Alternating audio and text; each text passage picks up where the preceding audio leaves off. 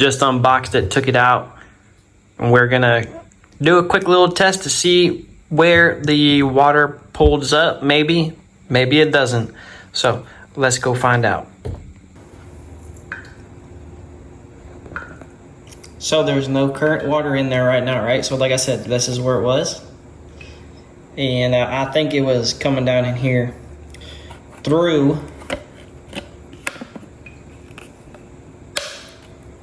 I don't know if you'll be able to see it, but I believe that somewhere here it drips and comes down and settles in there. So this is out in the weather, right? In the rain and so on and so forth, and it just gets hammered.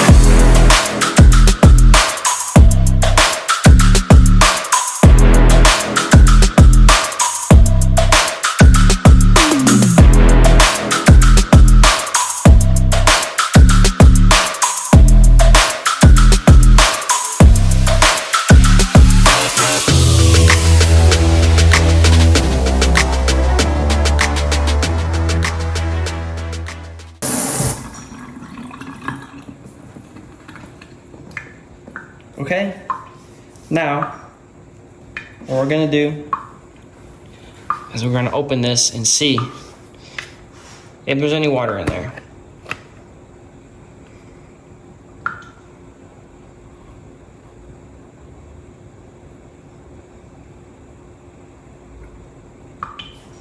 I mean, there's a little bit by that gasket, so I think eventually it may have trickled down the edge,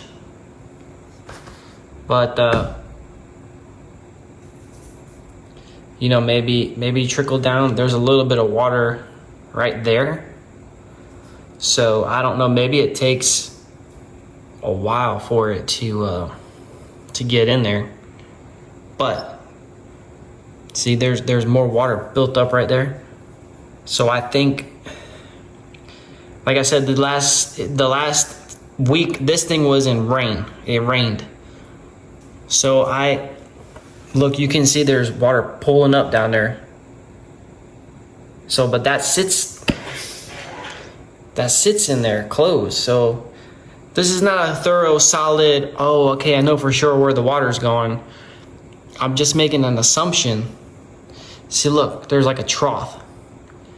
Look at this gasket, it's got this groove, and then it doesn't have the groove anymore. So I'm thinking that water ran down this edge, because there's no more groove. There's no groove there to keep it back out. So I bet you that water came down and sat right here.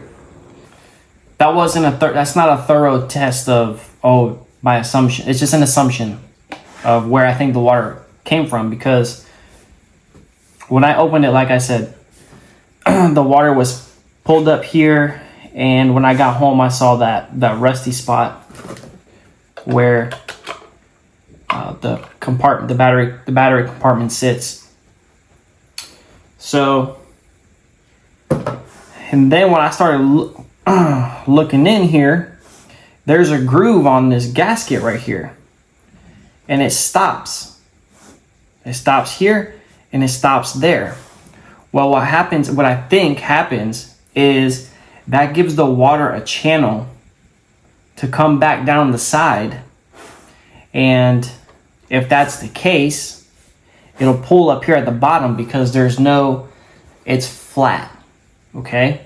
Now, what I also discovered is I saw this piece of tape, so I thought it had a screw, and there is your phone carrier, the card to get service. What is that thing called? The chip for the phone. Anyways, that's where that's at. So now, granted, the sticker was on there pretty good, but still, water could get in there. So it's just something to, if Stealthcam comes across this video, I'm gonna try to get this whole thing apart and try to figure out where the water came in from, so Stealthcam can readjust, right? Because other than that, I think this camera was pretty solid. Granted, I only had one hog picture on there, so but the trigger speed where it caught the hog and the quality at night was pretty good. And I like that this camera was easy to set up. You know, once you scan this, download the app, everything was self-explanatory. So it was relatively easy for me to set this up. So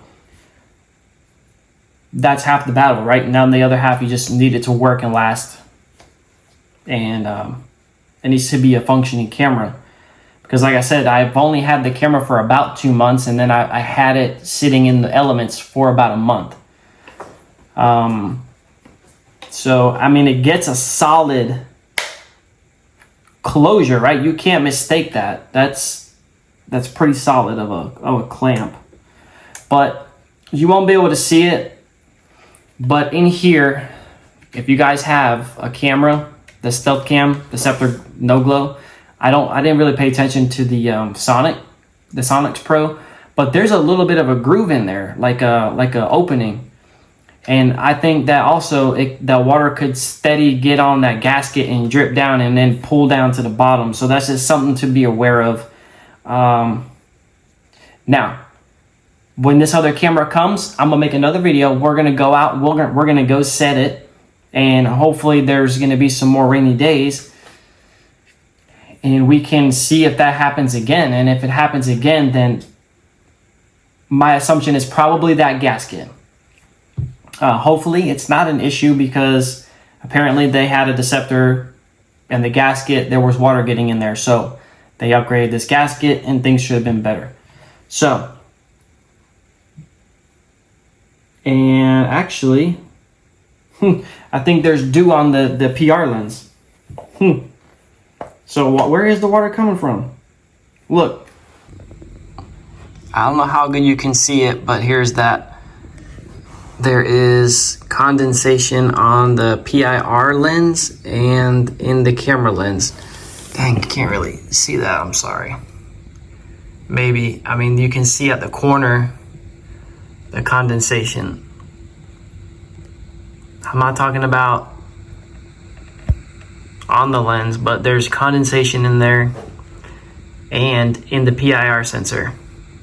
So, where is it coming from? That's not good. I don't know. Maybe somebody else has a Stealthcam Deceptor No Glow. Maybe they already know this going on. I don't know. Just something to be aware of. So yeah.